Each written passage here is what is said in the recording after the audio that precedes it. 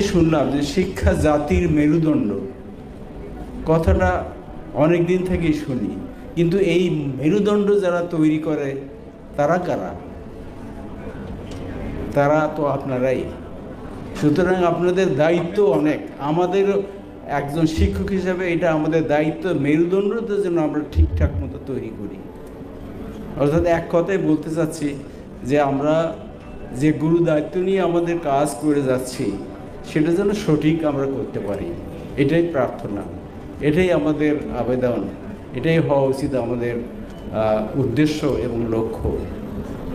আর্মিতে যারা কাজ করে দে ওয়ার্ক বাই অর্ডার, কিন্তু আমরা যেখানে কাজ করি সেখানে শিক্ষক হিসাবে বাই অর্ডার শেখানো যায় না, কখনোই যায় না। বাই অর্ডার একটা শিক্ষক একটা শিক্ষার্থীকে শেখাতে পারবে না। সেক্ষেত্রে আমাদের যেটা দরকার স্নেহ, ভালোবাসা, মায়া, মমতা, এইসব গুণাবলী দিয়ে অনেক শেখানো যায়, কিন্তু অর্ডার দিয়ে ধমক দিয়ে কিন্তু শেখানো যায় না। শিক্ষা আপনারা দিচ্ছি, কিন্তু শিক্ষাটা যেন নৈতিক শিক্ষা হয়। একটা শিক্ষক সর্বক্ষণেই শেখে এবং নতুন নতুন জ্ঞান অর্জন করে এবং সেটা বিতরণ করে।